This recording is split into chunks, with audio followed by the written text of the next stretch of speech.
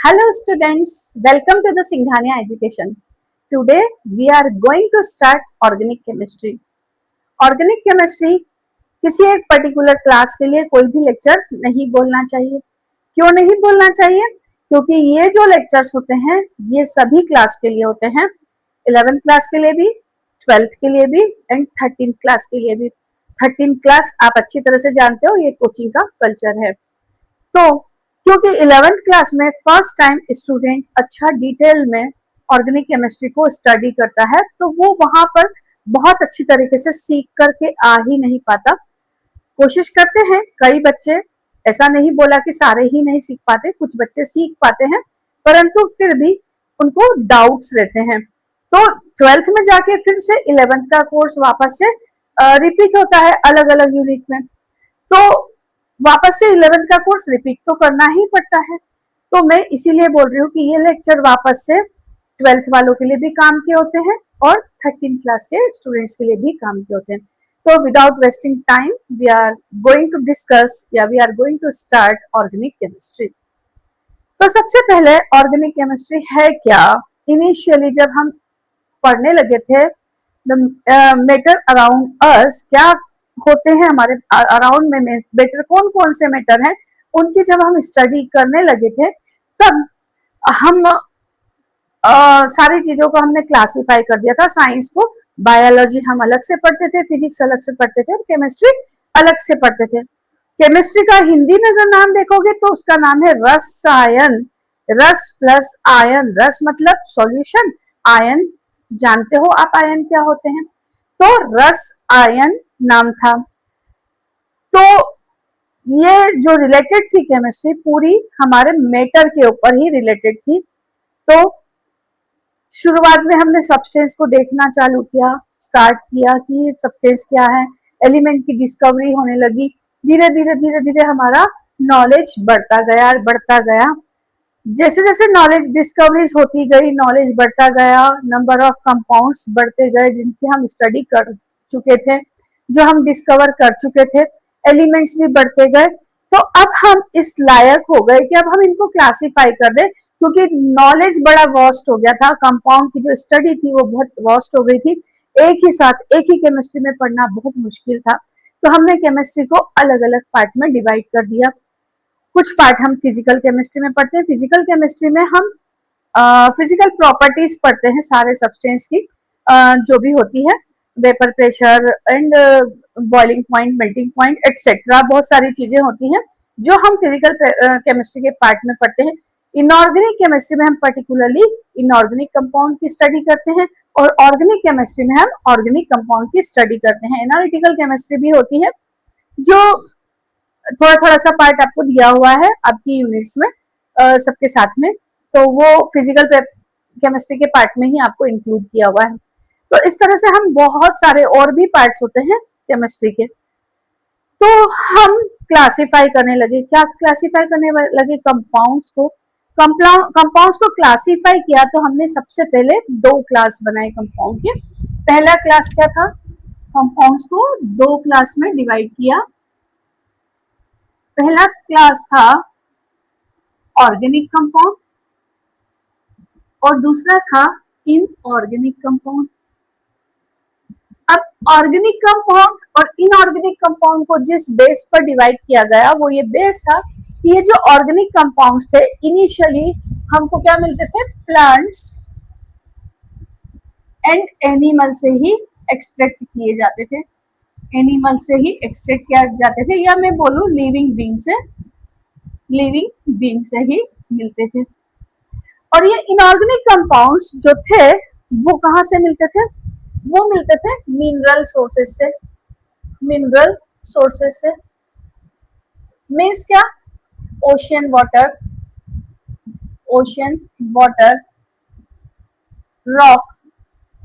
Rocks, earth crust,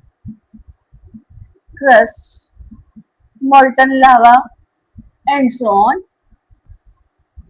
इन चीजों से मिलते थे। तो वो कंपाउंड जो मिनरल सोर्सेस से मिले उन्हें हमने इनऑर्गेनिक कंपाउंड्स बोल दिया। वो कंपाउंड जो लिविंग बीइंग से मिले उनको हमने क्या नाम दे दिया? उनको नाम दे दिया ऑर्गेनिक कंपाउंड। ये सारी चीजें 1780 में हमने क्लासीफाई की थी। और बर्जीलियस सर थे, उन्होंने डिफाइन कर दिया था कि एक vital force, a vital force is responsible for the organic compound, क्योंकि ऑर्गेनिक कंपाउंड किससे मिल रहे थे, लिविंग बीइंग से मिल रहे थे। तो यहाँ पे हमने इसको बर्जीलियस सर ने डिफाइन कर दिया, vital force is responsible for the organic compound. But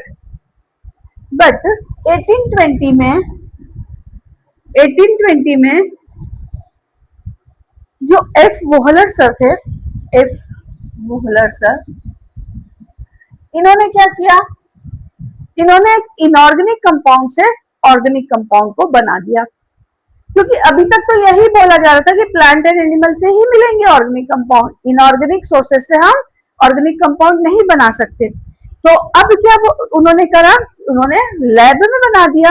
एक वोलर सर ने एक इनऑर्गेनिक कंपाउंड लिया, उसका नाम क्या था, अमोनियम साइनेट NH4CnO, और इसको हीट किया तो उनको क्या मिला, यूरिया NH2CO NH2।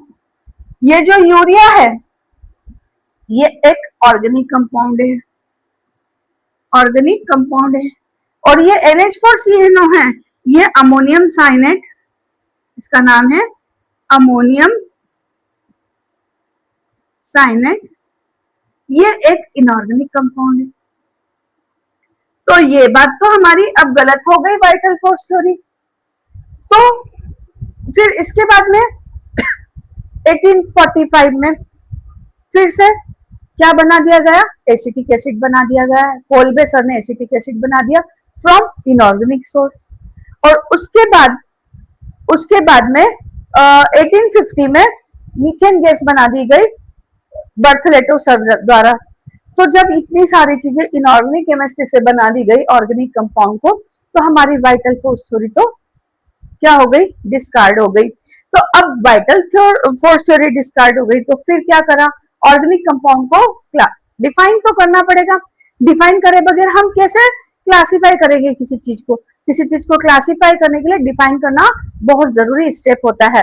तो फिर यहाँ पे ये डिफाइन किया गया है कि वो कंपाउंड जो बेसिकली कार्बन और हाइड्रोजन से मिलकर बने होते हैं और some amount of oxygen, nitrogen, sulphur, phosphorus, इस तरह की कुछ यूनिट्स जुड़ी होती हैं, उन कंपाउंड को हम हाइड्रोकार्बन कहते हैं। पर उनकी मेन यूनिट बनी होती है कार्बन और हाइड्रोजन से जनरली। तो इस तरह से हमने क्लासिफाई कर दिया ऑर्गेनिक कंपाउंड और इनऑर्गेनिक कंपाउंड्स को। तो अब हमारा नेक्स्ट टास्क था कि अब ये ऑर्गेनिक कंपाउंड तो हमने डिफाइन कर दिए। ऑर्गेनिक कंपाउंड में जो मेन कंटेंट है वो कार्बन है, कार्बन ही रेस्पॉन्सिबल है इन ऑर्गेनिक कंपाउंड को बनाने के लिए। तो कार्बन में ऐसा क्या है जो इतने सारे कंपाउंड बनाता है, क्योंकि ये जो ऑर्गेनिक कंपाउंड है अभी तक की, आज तक की डेट में हम 30 मिलियन कंपाउंड्स को जानते हैं, 30,000 मिलियन कंपाउंड्स को जानते हैं। तो इतने सारे कंपाउंड एक कार्बन बनाता है, तो कार्बन में कुछ स्पेसिफिक क्वालिटी होगी जिसके कारण से वो इतने कंपाउंड बनाता है। तो क्या क्या प्रॉपर्टीज है कार्बन की जिसके कारण से वो इतने कंपाउंड बनाता है, अब वो हमको समझना है। हालांकि आप 10th क्लास में पढ़ के आते हो, इसलिए मैं बहुत छोटा छोटा पार्ट लूंगी इसका भी। तो हमें यहाँ पे ये समझना है कि कार्बन क्यों इतने सारे कंपाउंड बनाता है, क्योंकि कार्बन के अंदर कुछ स्पेसिफिक क्वालिटी होती है। पहली बात, कार्बन जो है वो 14 ग्रुप का एलिमेंट है, 14 ग्रुप का एलिमेंट है। पेरियोडिक टेबल में देखें तो 14 ग्रुप में कौन कौन से एलिमेंट आते हैं, तो 14 ग्रुप में आते हैं कार्बन, उसके नीचे सिलिकॉन, जर्मेनियम, जर्मेनियम के नीचे स्टेनस एंड लेड। ये 14 ग्रुप के एलिमेंट्स हैं, 14 ग्रुप के एलिमेंट्स हैं और इसका एटॉमिक नंबर है 6। ये फर्स्ट एलिमेंट है 14 ग्रुप का, एटॉमिक नंबर है 6, मतलब इसकी साइज क्या है, बहुत छोटी है। अगर हम देखें तो पेरियोडिक टेबल में लेफ्ट टू राइट जाने पर साइज छोटी होती है, तो इधर के जो एलिमेंट्स हैं 1 to 6 उससे भी इसकी साइज छोटी है। और क्योंकि ये फर्स्ट एलिमेंट है 14 ग्रुप का, इसलिए भी इसकी साइज बहुत छोटी है। तो इसकी है साइज छोटी, small, in size, small in size होने से क्या होगा, अगर मैं इसका इलेक्ट्रॉनिक कॉन्फ़िगरेशन लिखूं कार्बन का, तो क्या होगा, पहले शेल में 2 इलेक्ट्रॉन और सेकेंड शेल में 4 इलेक्ट्रॉन, यही इसका आउटर मोस्ट शेल है। तो ये जो आउटर मोस्ट शेल है ये न्यूक्लियस के बहुत पास होगा, मतलब जो आउटर मोस्ट शेल के इलेक्ट्रॉन होंगे वो टाइटली हेल्ड होंगे, क्योंकि उसके ऊपर न्यूक्लियर चार्ज इफेक्ट डालेगा, तो टाइटली हेल्ड होंगे। दूसरी बात, अगर मैं इसको देखूं तो आपको पता है कोई भी एलिमेंट अपने ऑक्टेट को कंप्लीट करना चाहता है, इसीलिए वो क्या करता है, कंपाउंड फॉर्म करता है। ऑक्टेट और डुप्लेट दोनों बात बोलेंगे, तो या फिर ज्यादा प्रिसाइजली ये बात बोलेंगे कि कोई भी एलिमेंट अपने नियरेस्ट नोबल बेस जैसा इलेक्ट्रॉनिक कॉन्फ़िगरेशन को करना चाहता है, तो इसीलिए वो क्या करता है, या तो इलेक्ट्रॉन को गेन करता है या इलेक्ट्रॉन को लूज करता है और किसी दूसरे एलिमेंट के साथ में बॉन्ड बनाता है। तो यहाँ पे कार्बन के आउटर मोस्ट शेल में 4 इलेक्ट्रॉन है, या तो ये 4 इलेक्ट्रॉन क्या कर ले, गेन कर ले। 4 इलेक्ट्रॉन गेन कर लेगा तो क्या होगा, इसके पास में टोटल 8 इलेक्ट्रॉन हो जाएंगे, परंतु प्रोटॉन इसके पास में टोटल 10 इलेक्ट्रॉन हो जाएंगे, लेकिन इसके पास में प्रोटॉन कितने हैं, प्रोटॉन 6 ही हैं। ये 6 प्रोटॉन 10 इलेक्ट्रॉन के चार्ज को बैलेंस नहीं कर सकते, तो ये बहुत ज्यादा स्टेबिलिटी नहीं रखेंगे, इसके लिए बहुत एनर्जी की रिक्वायरमेंट होगी 4 इलेक्ट्रॉन को एंटर करवाने के लिए, तो ये तो पॉसिबल नहीं है।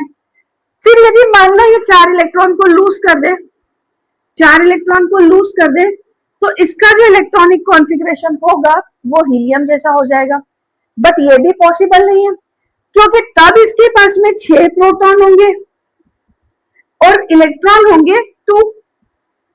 अब 6 प्रोटॉन के ऊपर पॉजिटिव चार्ज, इलेक्ट्रॉन के ऊपर नेगेटिव चार्ज 2 के ऊपर ही है, तो ये जो 4 प्लस चार्ज एक्स्ट्रा आ रहा है ये क्या होगा, हाईली पॉजिटिव हो जाएगा, तो ये क्या करेगा, बहुत हाईली अनस्टेबल हो जाएगा, इसलिए ये भी पॉसिबल नहीं है। तो कार्बन क्या करता है, कार्बन अपने ऑक्टेट को कंप्लीट करने के लिए शेयरिंग करता है इलेक्ट्रॉन की, ना तो इलेक्ट्रॉन देता है ना ही इलेक्ट्रॉन लेता है, शेयरिंग करता है और बॉन्डिंग बना लेता है। इस तरह के बॉन्ड को हम बोलते हैं कोवेलेंट बॉन्ड।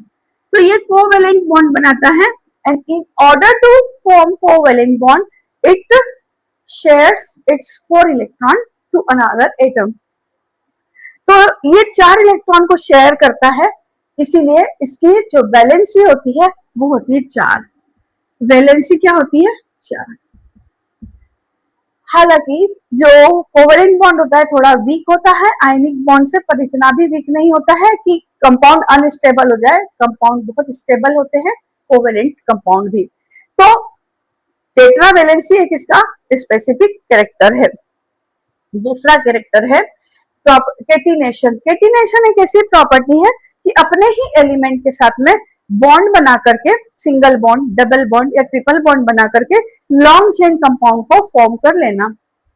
तो कार्बन में ये एबिलिटी, ये केटिनेशन की प्रॉपर्टीज हाई होती है, इसीलिए ये बहुत सारे कंपाउंड बनाता है। और भी एलिमेंट है, इसके नीचे का जो एलिमेंट है सिलिकॉन, ये भी बनाता है, ये भी केटिनेशन की प्रॉपर्टी को शो करता है, लेकिन इसकी जो टेंडेंसी होती है वो थोड़ी कम होती है केटिनेशन की। जर्मेनियम की और कम होती है। बाकी स्टेनस और लेड तो वैसे भी मेटेलिक बिहेवियर शो करने लग जाते हैं और आयनिक कंपाउंड बनाने लग जाते हैं, तो इसकी बात तो अलग ही है। अब अगर मैं देखूं इसके अलावा सल्फर और फास्फोरस भी कुछ केटिनेशन के कंपाउंड्स देते हैं, लेकिन वो भी बहुत कम अमाउंट में देते हैं। सबसे ज्यादा जो केटिनेशन की प्रॉपर्टी होती है वो कार्बन की होती है, इसीलिए कार्बन हाई अमाउंट में ऑर्गेनिक कंपाउंड बनाता है। हमारे पूरी बॉडी में अगर हम देखें तो DNA, RNA, nucleic acid, amino acids, है ना, enzymes, sucrose and different type के जो भी जूसेस हमारी बॉडी में होते हैं, ब्लड सेल्स, सभी चीजें कार्बन से मिलके बनी होती है। तो इसलिए जो कार्बन होता है वो क्या करता है, केटिनेशन की प्रॉपर्टीज के कारण से लॉन्ग चेन कंपाउंड या हायर मॉलिक्यूलर मास के कंपाउंड को भी फॉर्म करता है। तो दूसरी प्रॉपर्टी हो गई केटिनेशन की। थर्ड प्रॉपर्टी है tendency to form multiple bond. Carbon की साइज छोटी है, इसके आउटर मोस्ट शेल के इलेक्ट्रॉन न्यूक्लियस के पास होते हैं, इसके कारण से इसकी टेंडेंसी होती है डबल बॉन्ड या ट्रिपल बॉन्ड बनाने की, खुद के एटम के साथ में या नाइट्रोजन, सल्फर, ऑक्सीजन, फास्फोरस सभी के साथ में ये डबल बॉन्ड या ट्रिपल बॉन्ड फॉर्म कर सकता है। तो इसकी टेंडेंसी सबसे ज्यादा क्यों है? क्योंकि इसकी साइज छोटी है। साइज छोटी है तो जो इसके आउटर मोस्ट शेल के इलेक्ट्रॉन है वो टाइटली हेल्ड है, न्यूक्लियस के पास है, इसीलिए ये मल्टीपल बॉन्ड बनाने की टेंडेंसी को शो करता है। तो ये इसकी मेन प्रॉपर्टीज है जिसके कारण से ये इतने ज्यादा अमाउंट में ऑर्गेनिक कंपाउंड्स बनाता है और हमें परेशान करता है। हमें इतने सारे कंपाउंड्स की स्टडी करनी पड़ती है, इतने सारी केमिकल रिएक्शन की स्टडी करनी पड़ती है, इतने सारी रिएक्शन मैकेनिज्म पढ़ने पड़ते हैं। तो ऑब्वियसली ये कार्बन नहीं है जिन्होंने हमें, आपको और मुझे परेशान कर रखा है। तो चलो अब हम मूव करते हैं नेक्स्ट बात के ऊपर। तो नेक्स्ट अब हम टॉपिक क्या पढ़ने वाले हैं? नेक्स्ट टॉपिक पढ़ने वाले हैं कि ऑर्गेनिक। देखो अब हम जब 10th में थे तो हम कोवेलेंट बॉन्ड फॉर्मेशन सीखते थे, किस तरह से फॉर्म हो रहा है, लेकिन हम केमिकल बॉन्डिंग में कोवेलेंट बॉन्ड की थ्योरीज को पढ़ के आते हैं। कौन कौन सी थ्योरीज को आप पढ़ के आते हो? अगर कोवेलेंट बॉन्ड की थ्योरीज को हम देखें तो आप सबसे पहले लुईस थ्योरी पढ़ते हो, फिर उसके बाद में आप पढ़ते हो वैलेंस बॉन्ड थ्योरी, फिर उसके बाद में आप पढ़ते हो वीएससीपीआर थ्योरी, वीएससीपीआर थ्योरी के बाद में आप पढ़ते हो हाइब्रिडाइजेशन। तो ये सारी थ्योरी आप इतनी पढ़ के आते हो, उसके बाद में मॉलिक्यूलर ऑर्बिटल थ्योरी की भी स्टडी करके आते हो। तो आपको केमिकल बॉन्डिंग में आपने पढ़ा हुआ है, लेकिन मैं क्या है सिर्फ ऑर्गेनिक केमिस्ट्री के कुछ ऑर्गेनिक मॉलिक्यूल के शेप को बताने के लिए थोड़ी सी बॉन्डिंग का पार्ट ले रही हूँ। हालांकि केमिकल बॉन्डिंग मैंने अभी तक पढ़ाया नहीं है, यूट्यूब पे एक आध लेक्चर होगा छोटा मोटा, बाकी मैंने अभी स्टार्ट ही नहीं किया क्योंकि वो यूनिट लेंदी है, वो भी चालू करूंगी मैं। तो हम यहाँ पे क्या पढ़ने वाले हैं? यहाँ पढ़ने वाले हैं शेप ऑफ द मॉलिक्यूल। इसमें से हम पर्टिकुलरली एग्जांपल लेंगे मीथेन, इथिन और इथाइन। होगा तो एक ही लेक्चर में कंप्लीट कर दूंगी, परंतु क्योंकि अगर मेरे को ऐसा लगेगा कि लेक्चर की लेंथ बड़ी हो रही है तो मैं उसको 2 लेक्चर में भी डिवाइड कर सकती हूँ। तो हम स्टार्ट करते हैं स्ट्रक्चर ऑफ मीथेन। तो हम पढ़ने जा रहे हैं फॉर्मेशन ऑफ मीथेन।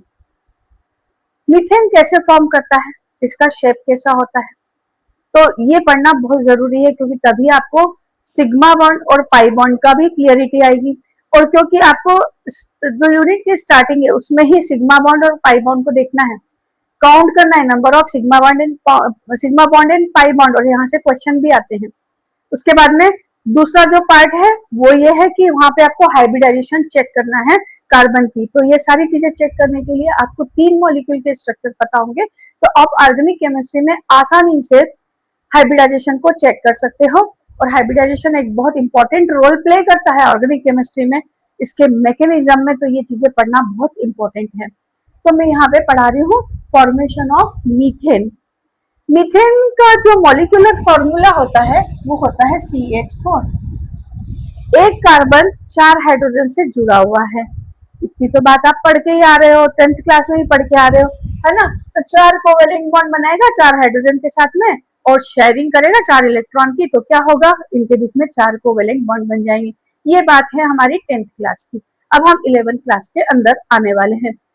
कार्बन हम पढ़ रहे हैं अब valence bond theory. According to valence bond theory जो कार्बन है उसका एटॉमिक नंबर कितना है? एटॉमिक नंबर ऑफ कार्बन 6 है। और यदि मैं इसका इलेक्ट्रॉनिक कॉन्फ़िगरेशन देखूं तो क्या होगा, 1s2 2s2 2p 2p। Outer most shell में 4 इलेक्ट्रॉन है, उसमें से 2 इलेक्ट्रॉन s ऑर्बिटल में है, 2 इलेक्ट्रॉन p ऑर्बिटल में है। तो according to valence bond theory इसको कितने बॉन्ड बनाना चाहिए, क्योंकि वैलेंस बॉन्ड थ्योरी के अकॉर्डिंग केवल वही ऑर्बिटल बॉन्ड फॉर्म करते हैं जो कि हाफ फिल्ड होते हैं। तो अगर मैं इसका इलेक्ट्रॉनिक कॉन्फ़िगरेशन वैलेंस शेल का लिखूंगी तो क्या होगा, मान लो ये 2s है और ये है 2p, ये है 2p, तो यहाँ 2 इलेक्ट्रॉन है और यहाँ के 2 इलेक्ट्रॉन है, तो यहाँ पे 2 ही अनपेयर्ड इलेक्ट्रॉन है ऑर्बिटल में, 2 ही ऑर्बिटल में हाफ फिल्ड, 2 ही ऑर्बिटल हाफ फिल्ड है, 2 ही ऑर्बिटल ऐसे हैं जिसमें इलेक्ट्रॉन है जो कि हाफ फिल्ड है। तो वैसे देखा जाए तो इसे तो 2 ही बॉन्ड बनाना चाहिए, 4 बॉन्ड बनना ही नहीं चाहिए, क्योंकि 4 बॉन्ड बनने के लिए 4 हाफ फिल्ड ऑर्बिटल की जरूरत होती है। परंतु ये मॉलिक्यूल तो बनता है, ये मॉलिक्यूल बनता है, तो फिर ये सोचा गया कि ये जो 2s और 2p ऑर्बिटल है, इनकी एनर्जी में डिफरेंस बहुत कम है, क्योंकि ये एक ही शेल के ऑर्बिटल हैं और ये 2s और 2p हैं, तो इनकी एनर्जी में डिफरेंस बहुत कम है। बहुत कम डिफरेंस होने की वजह से जो एटमॉस्फेयर में हीट एनर्जी रहती है अवेलेबल, उससे एनर्जी को गेन करके ये जो 2s ऑर्बिटल का इलेक्ट्रॉन ट्रांजिट हो जाता है 2p ऑर्बिटल में, मतलब जो कार्बन है वो एक्साइटेड स्टेट में पहुंच जाता है। तो एक्साइटेड स्टेट में पहुंचने के लिए इलेक्ट्रॉन क्या हुआ, यहां से ट्रांजिट हो गया p ऑर्बिटल में। अब कार्बन के पास में 4 हाफ फिल्ड ऑर्बिटल है, तो 4 हाइड्रोजन के साथ में ये कोवेलेंट बॉन्ड फॉर्म कर सकता है। एक हाइड्रोजन, एक हाइड्रोजन, एक हाइड्रोजन, एक हाइड्रोजन, इसके पास में एक इलेक्ट्रॉन, इसके पास में एक इलेक्ट्रॉन, इसके पास में एक इलेक्ट्रॉन, तो ये शेयरिंग कर लेंगे।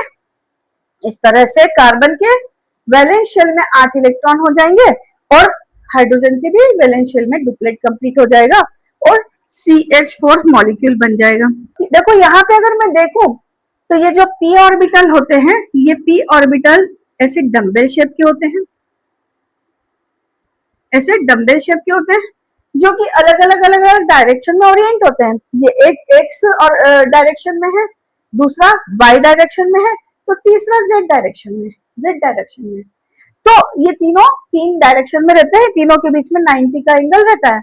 और ये जो एस ऑर्बिटल है ये तो स्फेरिकल है, तो इसकी तो कोई डायरेक्शन होती नहीं है, ये सभी डायरेक्शन में ओरिएंट रहता है।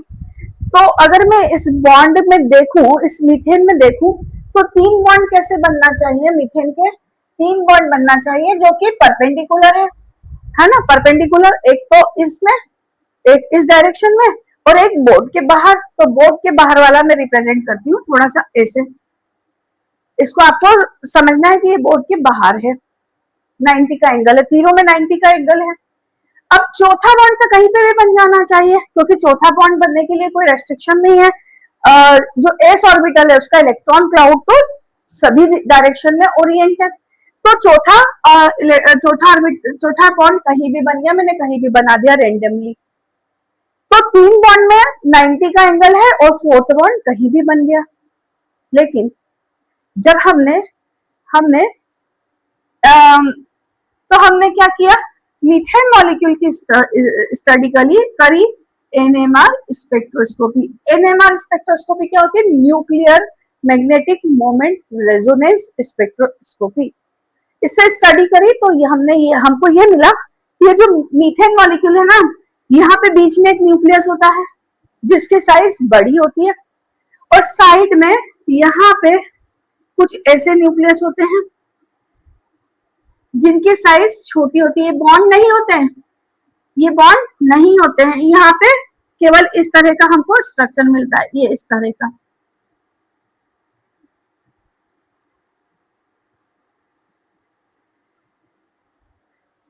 ये एक न्यूक्लियस है, ये दूसरा न्यूक्लियस है, ये तीसरा न्यूक्लियस है, ये 4 न्यूक्लियस है, चारों न्यूक्लियस सेम साइज के हैं। और ये जो न्यूक्लियस है ये नियरली कार्बन के न्यूक्लियस की साइज के इक्वल है। ये एनएमआर स्पेक्ट्रोस्कोपी से पता लगाया, ये मैंने नहीं बोला, हमने एक्सपेरिमेंटली पता लगाया। और फिर जब हमने इसका पता लगाया तो ये जो पर्टिकुलर डिस्टेंस थी इनकी, पर्टिकुलर मतलब जो ओरिएंटेशन था न्यूक्लियस का, वो एक पर्टिकुलर शेप ले रहा था। उस शेप को हमने बोला था टेट्राहेड्रल। ये अभी हम एक्सपेरिमेंटल रिजल्ट पढ़ रहे हैं, उसके बाद हम इसको अप्लाई करेंगे, ठीक है। तो यहां से हमको मिला ऐसा, उसके अकॉर्डिंग हमने देखा तो ये चारों बॉन्ड की size of all 4 bonds are same. इसका मतलब इनके बॉन्ड एंथैल्पी भी सेम है, और जो इनके बीच में एंगल है वो था 109 डिग्री 28 मिनट, सबके बीच में सेम एंगल था। अभी हमने डिस्कस किया उसके अकॉर्डिंग तो 3 बॉन्ड में 90 का एंगल आ रहा है और एक बॉन्ड रेंडमली कहीं भी लग रहा है। तो वैलेंस बॉन्ड थ्योरी इस मॉलिक्यूल के शेप को एक्सप्लेन नहीं कर पा रही थी। तो फिर क्या हुआ, हाइब्रिडाइजेशन का कॉन्सेप्ट लाया गया। बेटा ये जो कॉन्सेप्ट है हाइपोथेटिकल कॉन्सेप्ट है। पहली बात, ये जितने भी कॉन्सेप्ट हैं सारे हाइपोथेटिकल कॉन्सेप्ट हैं। ये हमने एक्सपेरिमेंटल रिजल्ट को देखते हुए और बहुत सारे मॉलिक्यूल की स्टडी करते हुए हमने अपने थ्योरीज को फॉर्म किया है। तो यहाँ पर ये जो हाइपोथेटिकल कॉन्सेप्ट है, तो अब हाइब्रिडाइजेशन क्यों होगा ये बात समझनी है। तो पहले तो ऑर्बिटल क्या है, ऑर्बिटल क्या है, ऑर्बिटल स्पेस है न्यूक्लियस के around where the probability of finding electron is maximum, है ना।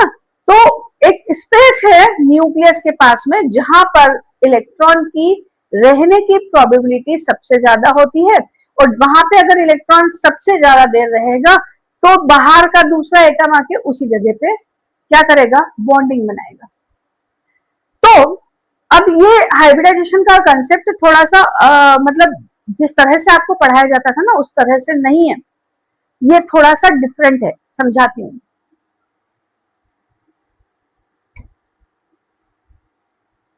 ये कार्बन की साइज ऑलरेडी छोटी है, कार्बन की साइज ऑलरेडी छोटी है, इसके पास में आके हाइड्रोजन लग जाएंगे।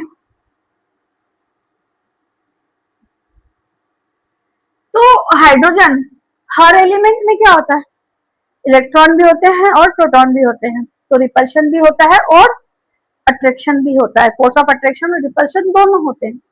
तो यहाँ पे क्या हुआ कि ये जो एटम्स है ना, साइड एटम, ये बहुत पास पास में लगे हुए हैं, तो इनके बीच में भी रिपल्शन है और कार्बन और इनके बीच में रिपल्शन भी है और अट्रैक्शन भी है।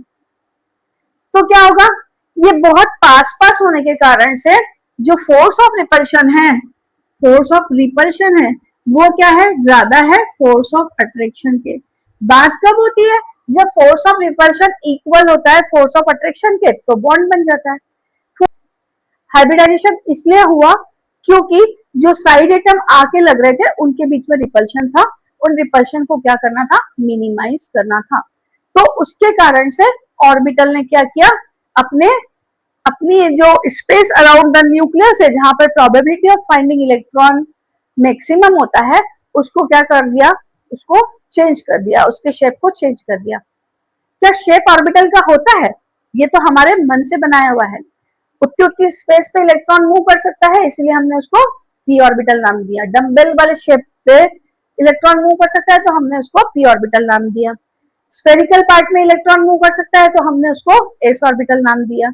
डबल डम्बेल वाले पोर्शन पे इलेक्ट्रॉन मूव कर सकता है तो हमने उसको क्या नाम दिया, डी ऑर्बिटल नाम दिया।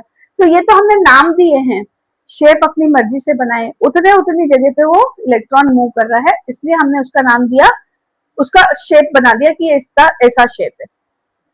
तो बेटा बात यही है कि रिपल्शन को मिनिमाइज करना है हाइड्रोजन एटम के बीच में, ताकि स्टेबिलिटी हो जाए।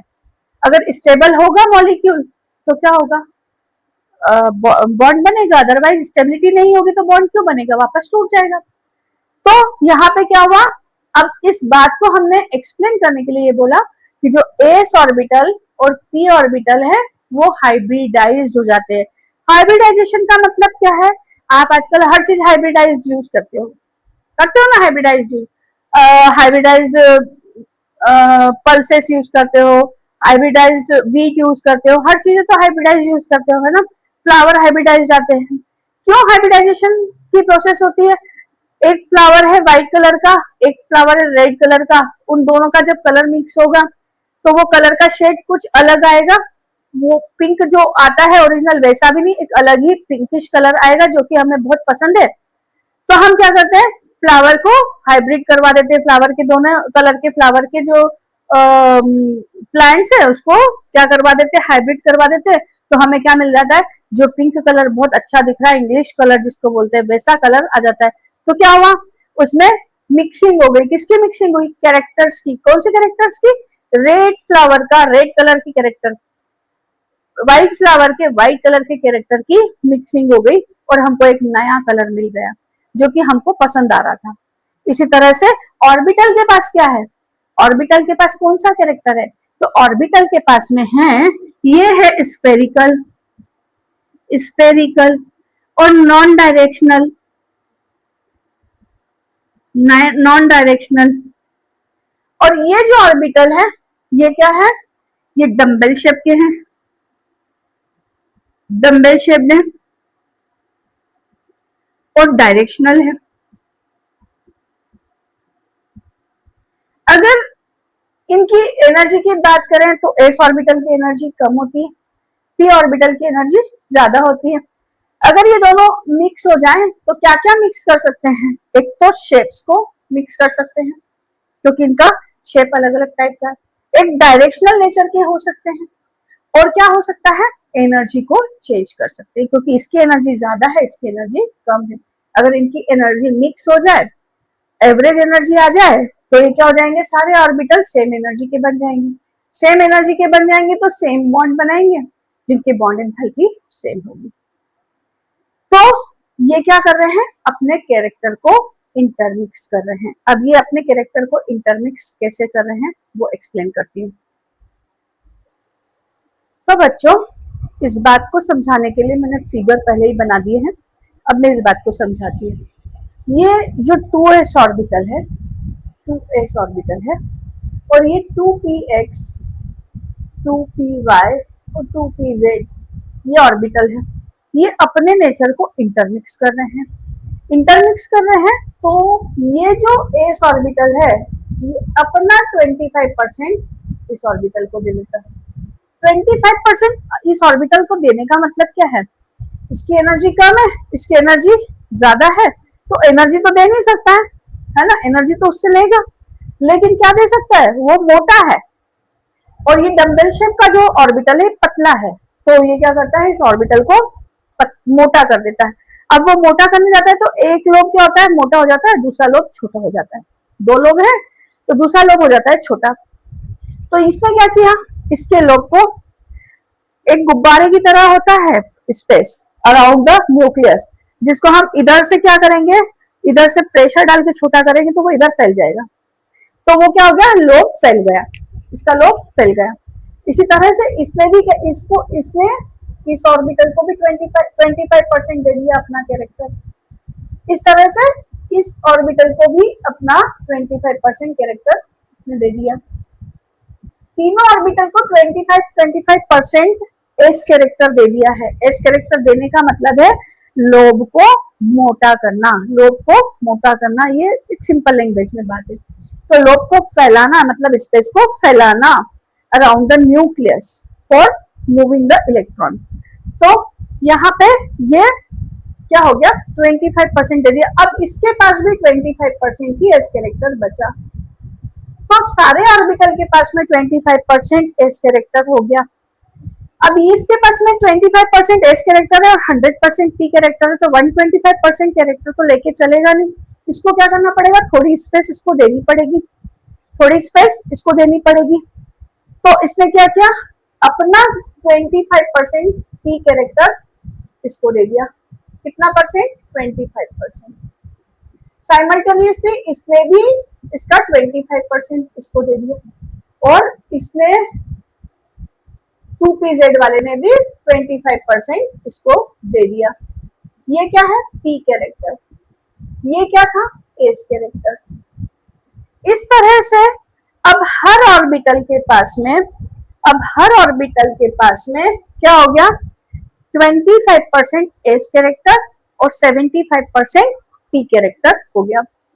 75% पी कैरेक्टर और 25% एस कैरेक्टर हो गया। अब हमको क्या मिले, 4 ऑर्बिटल नए मिले, 4 वो स्पेस न्यूक्लियस के अराउंड जहां पे probability of finding electron maximum हो सकती है, 4 स्पेस मिली। वो चारों स्पेस कैसी थी, सेम साइज की थी, सेम साइज की थी, इस तरह के शेप की थी, जिसका एक डंबल एक टाइप का, एक तरफ का लोब बड़ा हो गया दूसरी तरफ का लोब छोटा हो गया। और सेम शेप की थी। अब ये 4 ऑर्बिटल जो बने हैं ये क्या है, हाइब्रिडाइज्ड ऑर्बिटल है।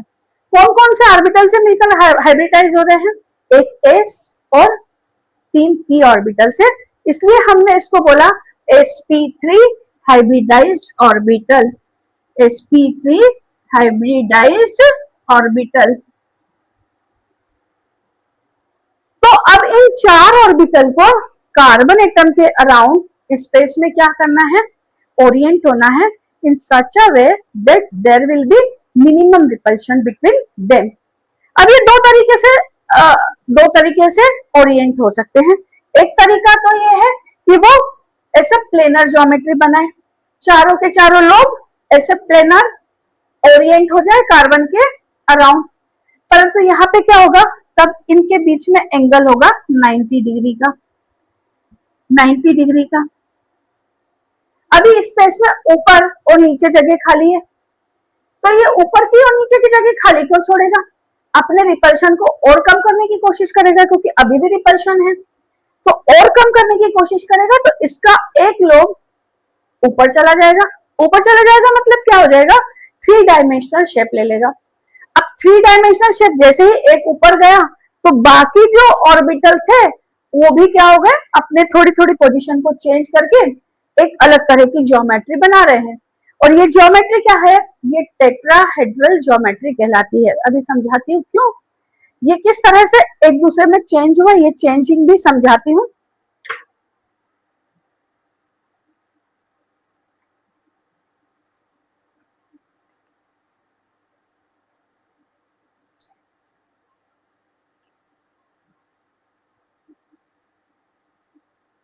देखो इन पेंसिल्स को आप ऑर्बिटल मानेंगे, ये ऑर्बिटल्स हैं, ये चारों हाइब्रिड ऑर्बिटल है।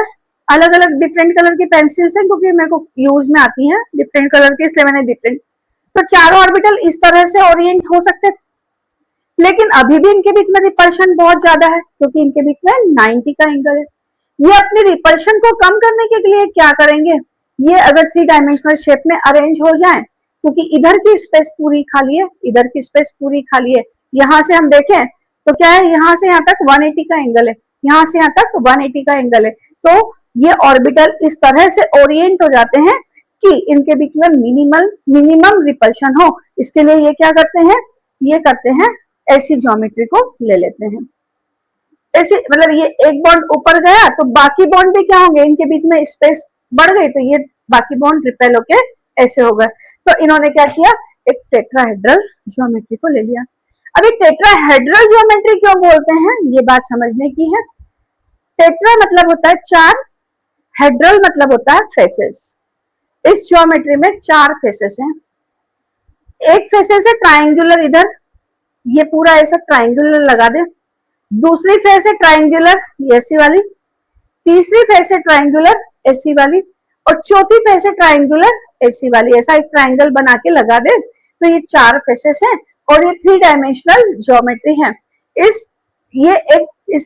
ये जब हम फेसेस लगा देंगे तो इस ज्योमेट्री को बोलेंगे टेट्राहेड्रल।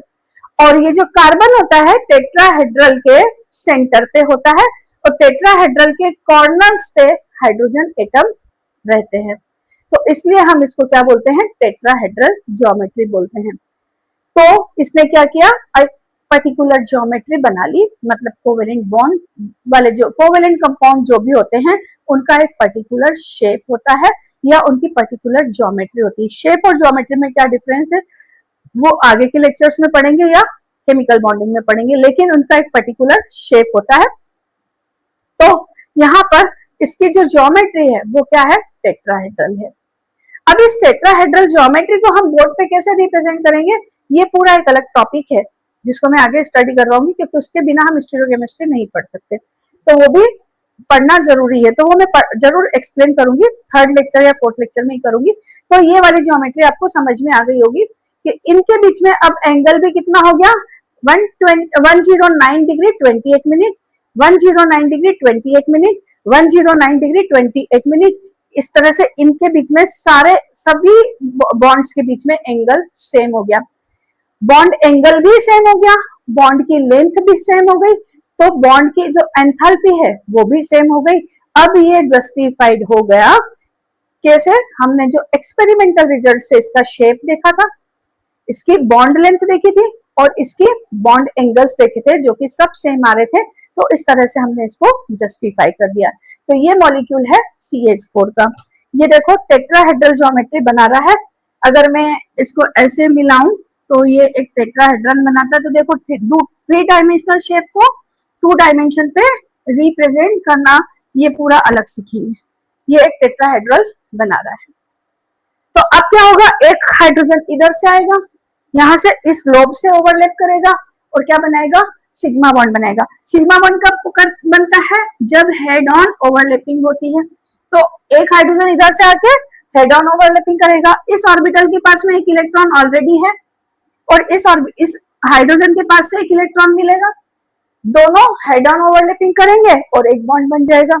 इसी तरह से यहाँ पे भी ये हेड ऑन ओवरलैपिंग करेगा, इसके पास एक इलेक्ट्रॉन है, इसके पास अपोजिट स्पिन का दूसरा इलेक्ट्रॉन आएगा, दोनों हेड ऑन ओवरलैपिंग करेंगे और एक बॉन्ड बन जाएगा। इसी तरह से इधर से और इधर से एक बॉन्ड बन जाएगा। अभी एक सिंपल स्ट्रक्चर बता देती हूँ कि हम सिंपली इसको बॉन्ड लाइन में कैसे रिप्रेजेंट करेंगे अगर करना हो तो इसको हम करेंगे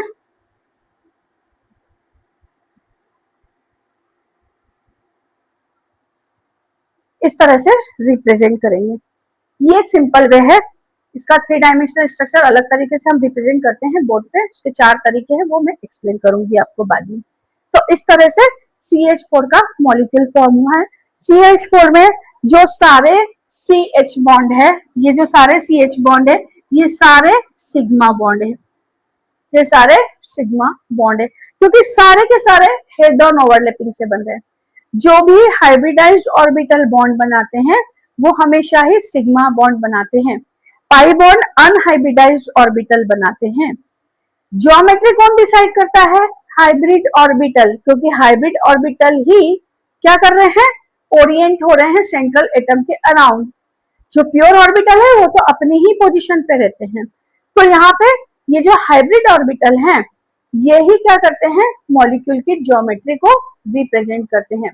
देखो अब मैं इथीन मॉलिक्यूल इस लेक्चर में नहीं करूंगी, क्योंकि इथीन और इथाइन के लिए हम अलग सेपरेट लेक्चर बना देंगे, क्योंकि ये लेक्चर हो गया है करीब करीब 45 मिनट्स का, और इतना लंबे लंबे लेक्चर देखना और मेरे को बनाने में भी दिक्कत होती है। तो अब हम नेक्स्ट लेक्चर में कवर करेंगे स्ट्रक्चर ऑफ इथीन, देन हम स्ट्रक्चर ऑफ इथाइन को एक्सप्लेन करेंगे। उसके बाद में डिस्कस करेंगे, एक्सप्लेन नहीं डिस्कस करेंगे। उसके बाद में हम आ जाएंगे सीधे अपने टॉपिक पर, counting of the sigma and bonding bond, sigma and pi bond, and then hybridisation of to determine the hybridisation of carbon in a compound. तो इस तरह से मेरा पूरा लेक्चर फ्रेम रहेगा। अब हम नेक्स्ट लेक्चर में मिलेंगे, तब तक के लिए bye bye. Thank you for coming to the Singhania education.